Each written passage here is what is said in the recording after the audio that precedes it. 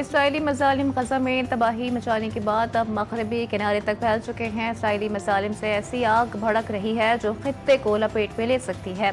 वज़ीर आज़म का मिस्र में D8 समिट पर फ़लस्तीन और लेबनान की सूरत हाल से मुतालिक ख़ुसूसी इजलास से खिताब कहा। गज़ा, मगरबी किनारे, लेबनान और दीगर जंगज़दा इलाकों की तामीर नौ के लिए फंड्स फराहमी पर गौर करना चाहिए।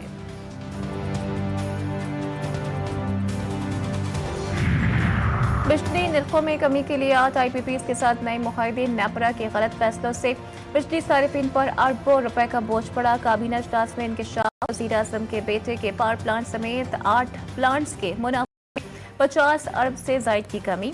वफाकी काबीना की वज़ीर आज़म के खानदान के मफादात के टकराव से दूर रहने की तारीफ। और चैंपियंस ट्रॉफी समेत 2027 तक Pak Bharat matches neutral venues पर होंगे।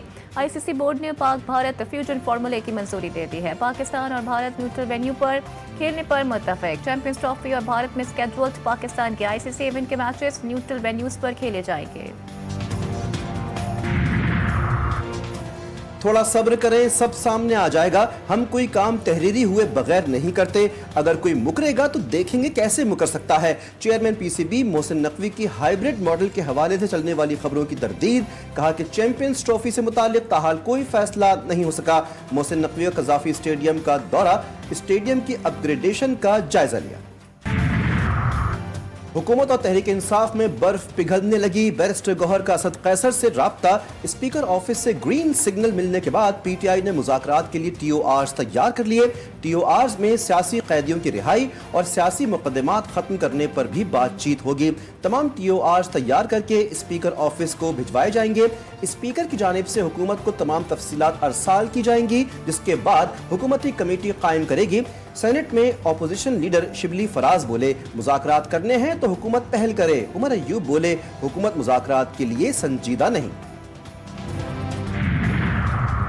फितनतुल सियासत पुरतशद्दुद कार्रवाइयों में नाकामी के बाद मुल्क व कौम की मुखालिफत में एक और स्ट्रैटेजी पर अमल पैरा होने की जिद कर रहा है।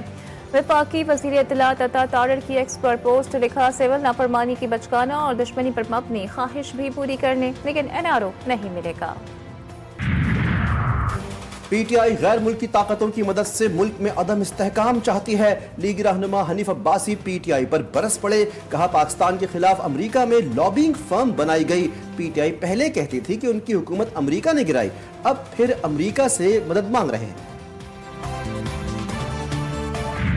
सबसे मुश्किल काम है इनका। अगर ऑपोजिशन को ज्यादा टाइम देते हैं तो गवर्नमेंट नाराज है, अगर गवर्नमेंट को ज्यादा टाइम देते हैं तो ऑपोजिशन नाराज है, अगर पीछे वाले को ना दिया माइक कि हमेशा आप फ्रंट रोज को दे देते हैं तो पीछे वाले नाराज, अगर फ्रंट रो को रोका जाए तो कहते हैं जी सीनियर लीडरशिप को नहीं देने। स्पीकर की नज़र में अपोजिशन और हुकूमती अरकान एक जैसे हैं। हुकूमत को ज्यादा वक्त देते हैं तो अपोजिशन नाराज हो जाती है।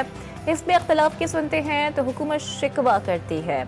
हमें बगैर किसी दबाव के हाउस को चलाना है। स्पीकर अयाज सादिक का 18वें स्पीकर कॉन्फ्रेंस से खिताब। कहा, कश्मीर और गिलगित बाल्टिस्तान के बगैर पाकिस्तान नामुकम्मल है।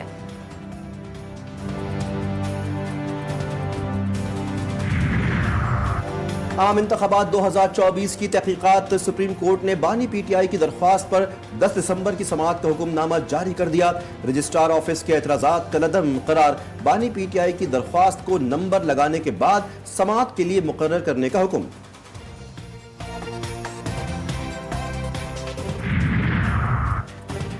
बानी तहरीक इंसाफ की फैमिली पर तनकीद क्यों की? PTI ने सलमान अहमद की पार्टी रुकनियत मुअत्तल कर दी। सलमान अहमद मुसलसल पार्टी में तकसीम और अदम इत्मीनान का किरदार अदा कर रहे थे। सोशल मीडिया पर गैर जरूरी पोस्ट और इश्तियाल अंगेजी का काम कर रहे थे। मुतअद्दिद बार वार्निंग भी जारी की गई थी।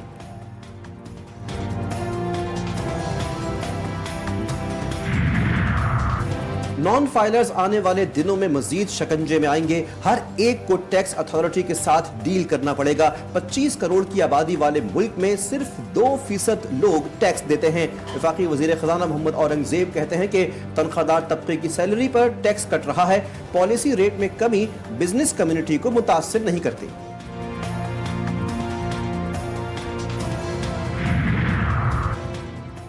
चैलेंजेस हैं, वक्त के साथ मसाइल हल होंगे। करप्शन पाकिस्तान को दीमक की तरह खा रही है। 50% करप्शन भी खत्म हो जाए तो हमें IMF के पास जाने की जरूरत पेश न आए। कस्टम कलेक्टर 40 से 50 करोड़ रुपए रिश्वत लेते हैं। वज़ीर दिफा ख्वाजा आसिफ का इंकशाफ, कहा कि हलाल और हराम की तमीज खत्म हो चुकी है।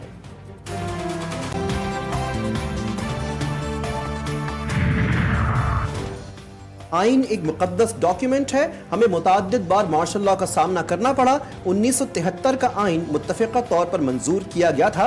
आज़म नज़ीर तारड़ ने कहा, जमहूरियत का तसलसल मुल्क की तरक्की का ज़ामिन है। यूरोप के लिए परवाजें बहाल हो रही हैं। मौजूदा माहौल में बेहतर बोली लगेगी। PIA के CEO आमिर हयात को वापस भेज दिया है। नए चीफ एग्जीक्यूटिव की तैनाती बोर्ड करेगा।